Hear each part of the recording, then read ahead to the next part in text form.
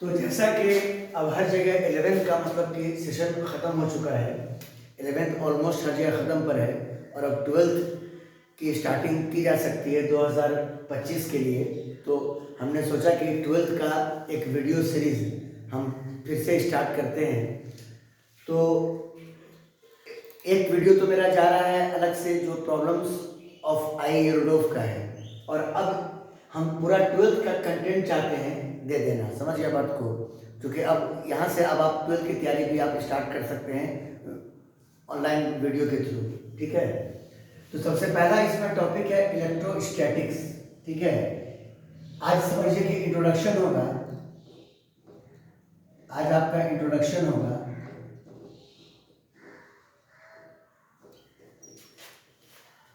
आज आपका intro class होगा और इंट्रोडक्शन में हम लोग ये बताएंगे कि 3 चैप्टर हम लोग को पढ़ना है। सबसे पहला electric field and potential. Electric field and potential. Electric field and potential. ठीक है। दूसरा गॉस लॉ। दूसरा गॉस लॉ। ठीक है, and application. Gauss law and application. Gauss law and application. Gauss law and application. Gauss law and application. और तीसरा है capacitor. तीसरा है कैपेसिटर। ये 3 चैप्टर हम लोग को इलेक्ट्रोस्टैट में पढ़ना है, जिसमें पहला चैप्टर हम लोग स्टार्ट करेंगे आज इलेक्ट्रिक फील्ड एंड पोटेंशियल। समझ गया बात को? क्लास 12th का आज हम बिगिन कर रहे हैं। ठीक है, क्लास 12th का सबसे पहले तो ये जान लें कि इलेक्ट्रोस्टैटिक्स क्या होगा। देखिए, इलेक्ट्रोस्टैटिक्स ऐसे समझिए, इसको थोड़ा डिवाइड करके देखते हैं। इलेक्ट्रोस्टैटिक इसका मतलब होता है चार्ज से, और इसका मतलब होता है एट रेस्ट। At rest. ठीक है, स्टैटिक का मतलब होता है कोई भी चीज जो रुका हुआ हो। कोई भी चीज जो रुका हुआ हो। तो फिजिक्स का वो ब्रांच जिसमें ऐसे चार्ज की प्रॉपर्टीज को डील किया जाए जो रेस्ट में हो। फिजिक्स का वो ब्रांच जिसमें ऐसे चार्ज की प्रॉपर्टीज को डील किया जाए जो रेस्ट में हो, उसको हम लोग कहेंगे इलेक्ट्रोस्टैटिक्स। क्लियर है? Properties of charge. Properties of charge. Properties of charge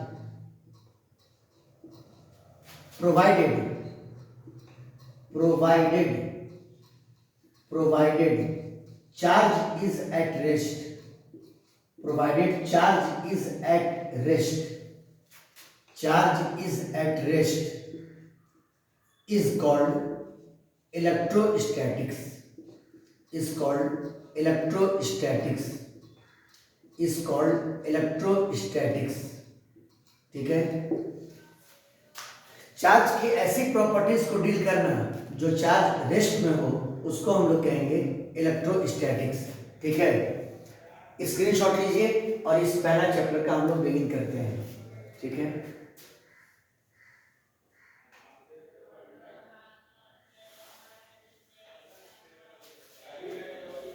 देखिए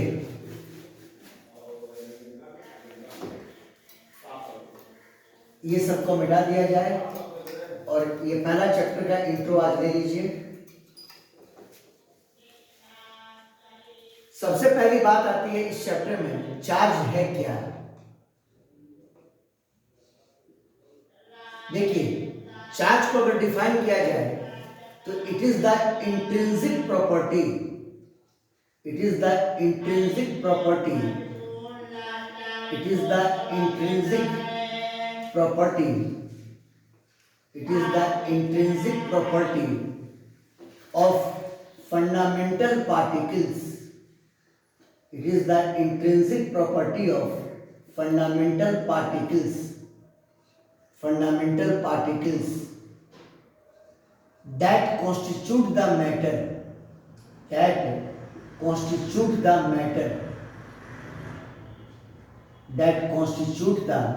matter, कहने का मतलब ये हुआ कि मैटर जिन फंडामेंटल पार्टिकल से बना है, उन्हीं फंडामेंटल पार्टिकल के इंट्रिंसिक प्रॉपर्टी को हम लोग क्या कहते हैं? चार्ज कहते हैं। ये वर्ड इंट्रिंसिक क्या है? Intrinsic something that belongs to your nature, something that belongs to your nature, something that belongs to your nature, something that belongs to your nature, something that belongs to your nature। Clear है? ये आपके charge का definition हुआ। ठीक है, इसमें एक symbol पढ़िए, फंडामेंटल चार्ज या basic electronic charge. Fundamental charge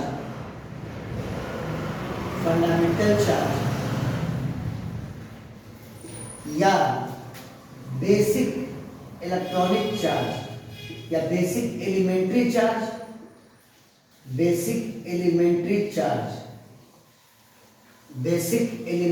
charge, उसका सिंबल होता है E, और E का वैल्यू होता है 1.602 into 10 to the power minus 19 coulomb. ये कूलम क्या है? चार्ज का एसआई यूनिट है। कूलम जो है वो चार्ज का एसआई यूनिट है। It is SI unit of charge. ये चार्ज का एसआई यूनिट है, SI unit of charge. Clear है? तो सबसे लीस्ट वैल्यू जो चार्ज का होगा वो यही होगा, E, जिसका value 1.602 into 10 to the power minus 19 coulomb. इसी के पॉइंट ऑफ व्यू से आप कह सकते हैं कि चार्ज ऑन इलेक्ट्रॉन पर जो चार्ज होता है, charge on electron is equal to -E, और चार्ज ऑन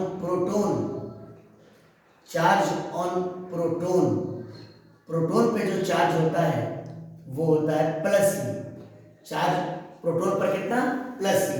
बस आपको E का वैल्यू याद रखना है, 1.602 into 10 to the power minus of 19 coulomb. Clear है? E का वैल्यू इतना ही होगा, 1.602 into 10 to the power minus 19 coulomb. बता सकते हैं आप?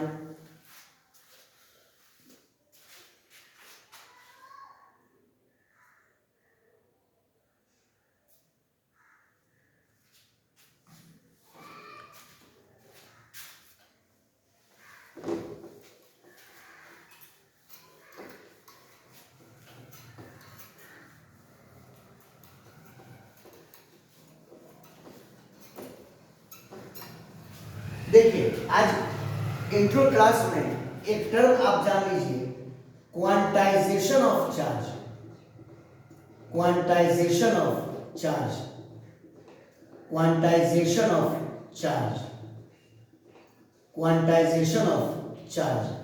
चार्ज का क्वांटाइजेशन। ठीक है, देखिए क्वांटाइजेशन वर्ड या क्वांटाइजेशन ऑफ चार्ज मतलब charge can exist in definite amount. Charge will exist in definite amount.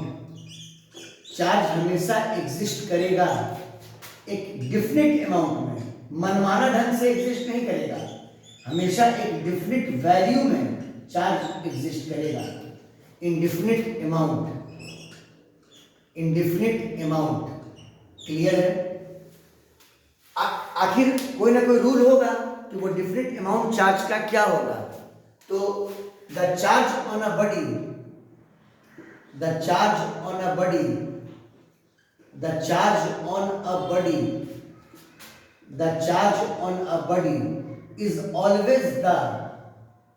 is always the integral multiple of multiple of integral multiple of basic elementary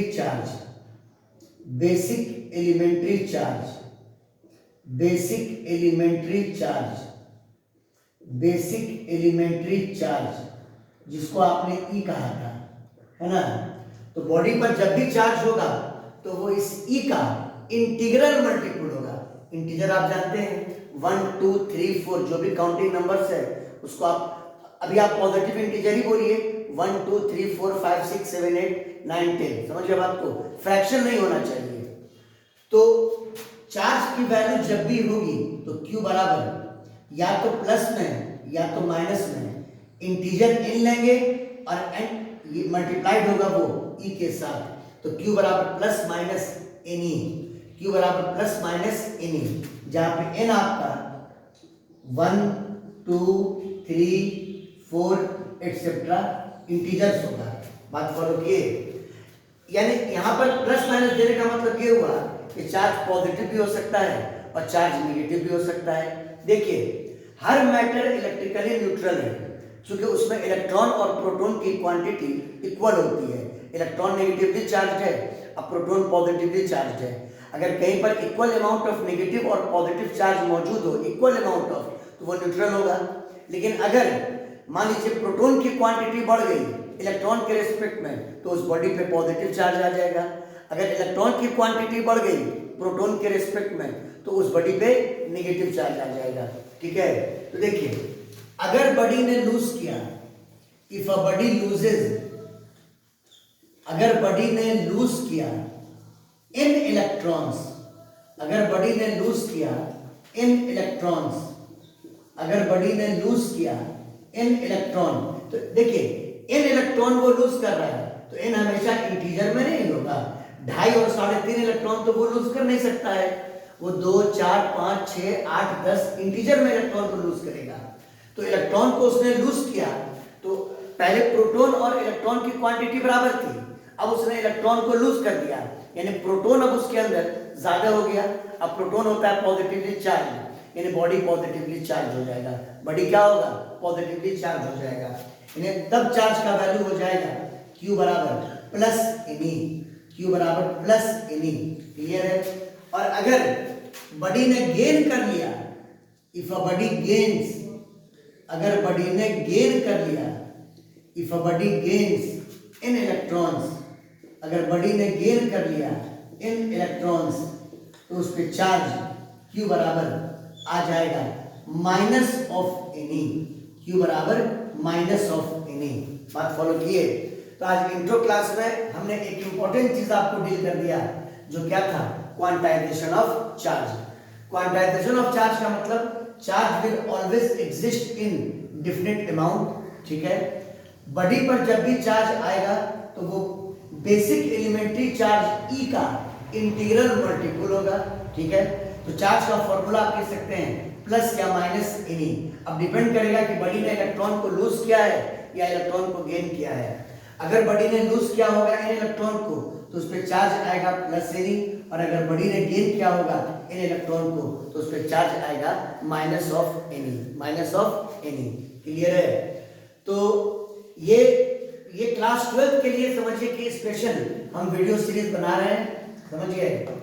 आप लोग की तैयारी शुरू कर सकते हैं अभी से क्लास 12 के लिए। ठीक है, और एक वीडियो अलग से तो जा ही रहा है आपका जो है प्रॉब्लम्स ऑफ आई रूडोल्फ का। ठीक है, तो आज इंट्रोडक्शन में नहीं रखते हैं, फिर कल क्वांटाइजेशन ऑफ चार्ज पर कुछ प्रॉब्लम करके उसके बाद कंजर्वेशन ऑफ चार्ज और कूलम्ब्स लॉ में हम आएंगे। ठीक है।